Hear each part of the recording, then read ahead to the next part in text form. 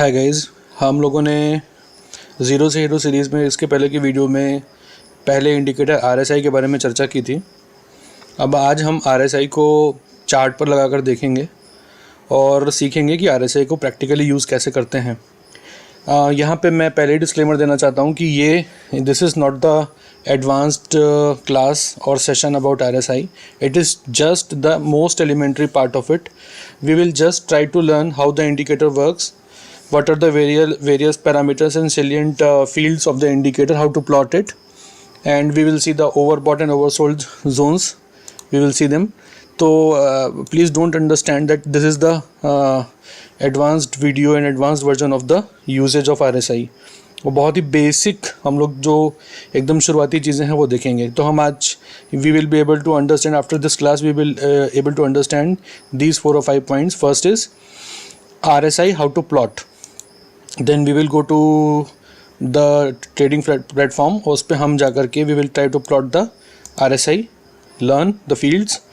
फिर we will see the overbought and oversold zones and which is actually subjective, because किसी stock के लिए हो सकता है कि वो जोन्स 70-30 या 80-20 ज़रूरी नहीं है कि वो ही जोन हो। वो मतलब that depends upon the internal strength, relative strength of that particular stock. वो भी हम देखेंगे, भूल ना जाए इसलिए यहाँ पे सब्जेक्टिव लिख लिया।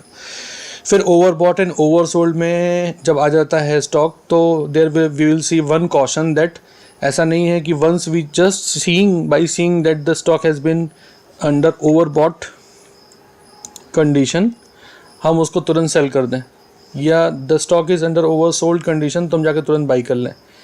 तो वो कॉशन पे भाई बात करेंगे। और लास्ट में हम पढ़ेंगे डाइवर्जेंस, बुलिश और बेरिश डाइवर्जेंस, और उसको कैसे यूज़ करते हैं। तो लेट अस जस्ट सीधे directly go to the chart. ये ज़ीरोधा प्लेटफॉर्म है, जैसे आपको पता है कि मैं ज़ीरोधा पे काम करता हूँ। तो हमने ये ज़ीरोधा में ये कैंडलस्टिक चार्ट लगा हुआ है किसी स्टॉक का, बजाज फिनसर्व, उससे मतलब नहीं है हमें।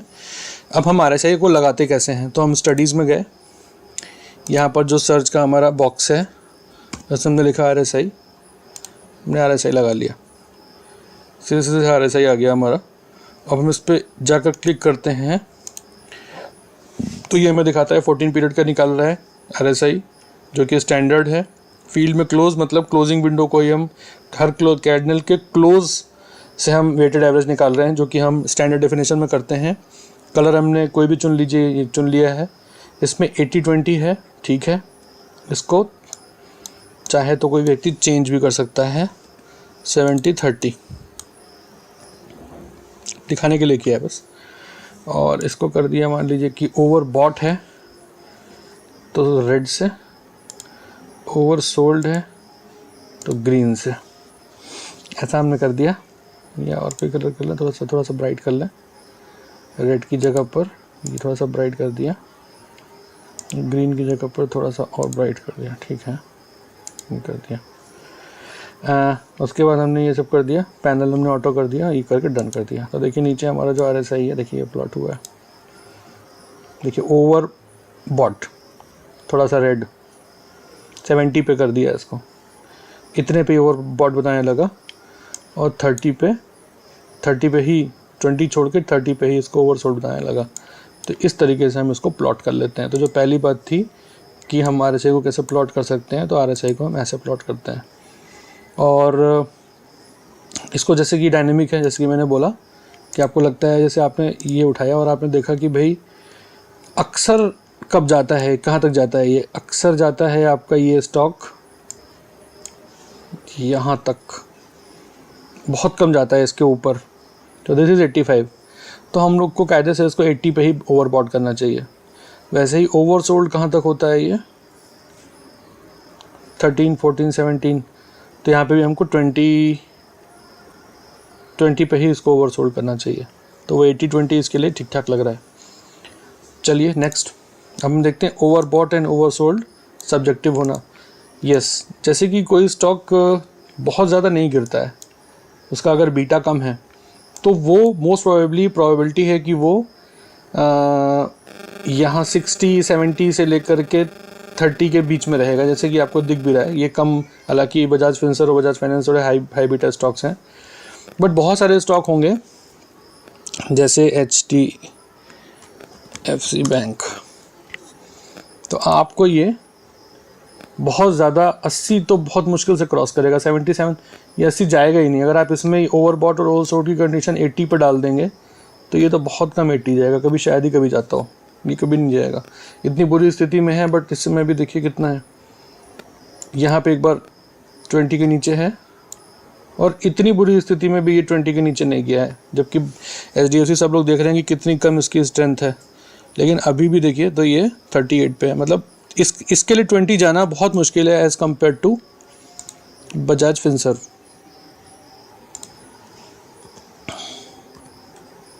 तो ऐसे ही अलग अलग स्टॉक के लिए अलग अलग होता है। कोई स्टॉक ज़्यादा नीचे तक चला जाता है और कोई स्टॉक उतना नीचे नहीं जाता है, ऐसे ही इसमें है। तो इसमें जनरली इसमें बहुत आसान बात है, 18 मिलना, 20 मिलना, 16 मिलना। आप देख रहे हैं यहाँ पे भी मिल गया 16 के नीचे, देखिए और मिल जाएंगे बहुत सारे पॉइंट्स, 16, 20, ये 20, 21, ऊपर में भी बहुत सारे मिल जाएंगे, 89, 90। HDFC में आपको 89, 90 नहीं मिलेगा, 89, 84। देखिए 84 पे कितने सारे पॉइंट्स हैं, मैं दिखा देता हूँ कितने सारे पॉइंट्स हैं। हॉरिजॉन्टल 80 के ऊपर कितने सारे पॉइंट्स मिल गए, देखिए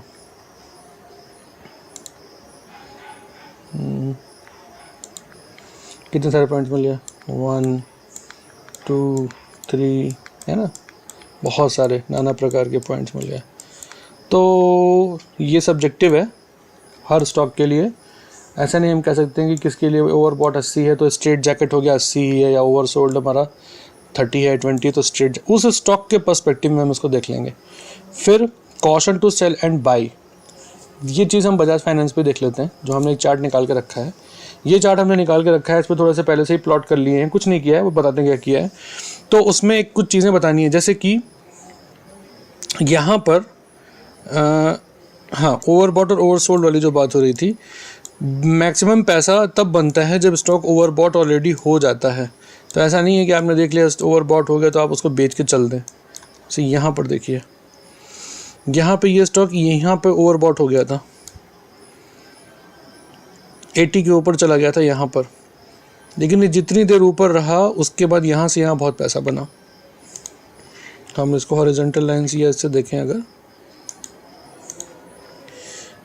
यहाँ पे ओवरबॉट हो गया था, लेकिन ये लेवल है ऑलमोस्ट 7000, लेकिन जब तक ये ओवरबॉट रहा तब तक ये ओवरबॉट होते होते ये यहाँ पहुँच गया 7500 पर स्टॉक, 7600।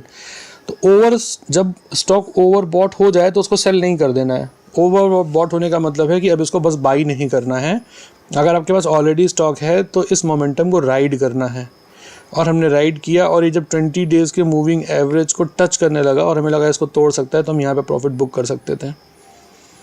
बट अगर आप होल्ड कर रहे हैं, आप देखिए, तो फिर दूसरी बार फिर ये ओवरबॉट उसमें जोन में गया, थोड़ा सा ठंडा हुआ, यहाँ पे आके इसने 20 डेज़ के मूविंग एवरेज पे, देखिए MA लिखा है, MA20 MA लिखा है, 20 डेज़ के मूविंग एवरेज पे इसने एक बार अपने को सुस्ताया ये, और उठ के फिर से जर्नी इसने आगे की प्रारंभ कर ली। तो बजाज फाइनेंस पे हम लोग देख लेते हैं। यार एक सेकंड, यहाँ से शुरू करते हैं।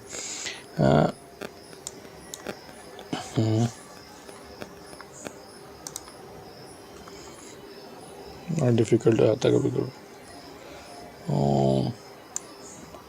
हाँ, डाइवर्जेंस हम देखेंगे।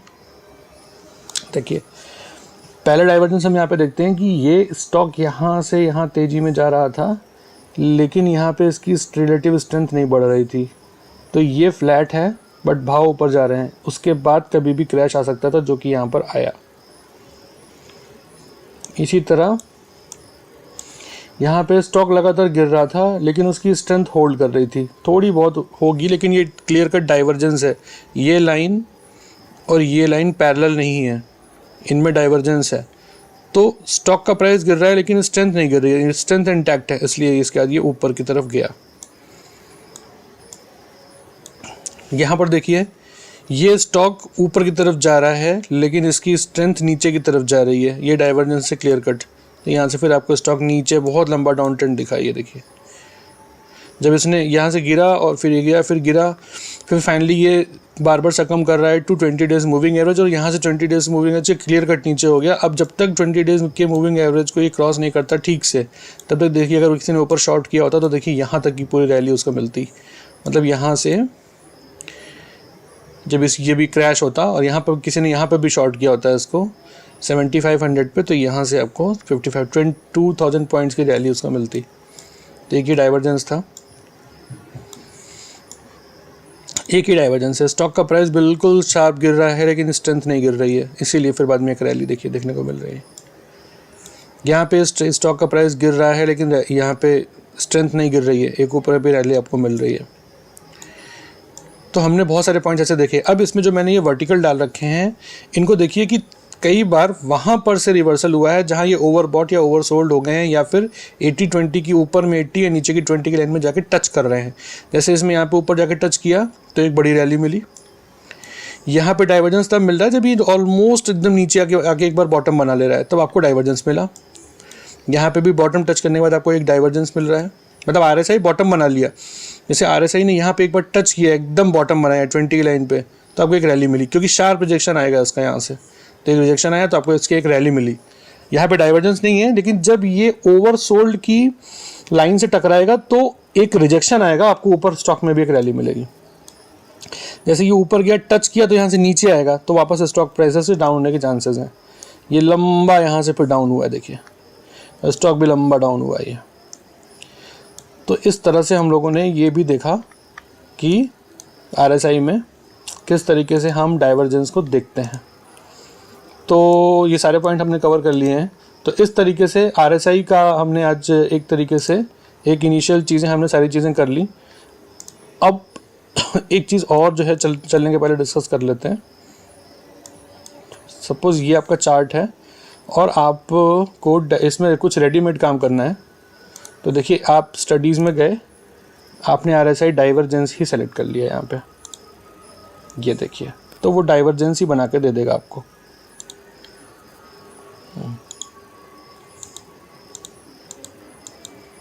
क्या है, कलर कुछ अलग चेंज कर लेता हूँ, नहीं तो वो दिखेंगे नहीं।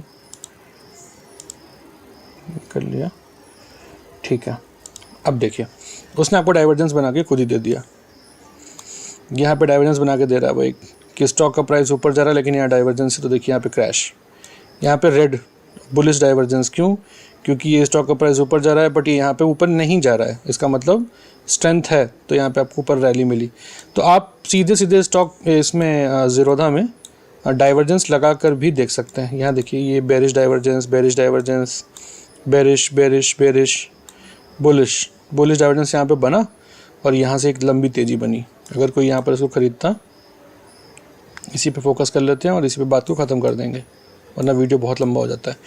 तो ये यहाँ पर एक बुलिश डाइवर्जेंस बनता हुआ दिखाया उसने हमको, क्योंकि ये प्राइसेस जा रहे थे नीचे और यहाँ पर डाइवर्जेंस हो रहा था ऊपर की तरफ, स्ट्रेंथ हो रहा था ऊपर की तरफ, तो एक बुलिश डाइवर्जेंस बना और यहाँ पर कोई ट्रेड लेता तो ये देखिए ऊपर की तरफ गया मार्केट। तो इस तरीके से हमने देखा कि हम न केवल ज़ीरोधा में स्टडीज़ में जाके RSI डाल सकते हैं, बट RSI का डाइवर्जेंस भी हम डाल सकते हैं। तो आज की इस सेशन के लिए बस इतना ही। Thank you so much. आप इस चैनल को सब्सक्राइब करिए और इस वीडियो को आपको पसंद आया तो उसको लाइक भी करिए। Thank you so much.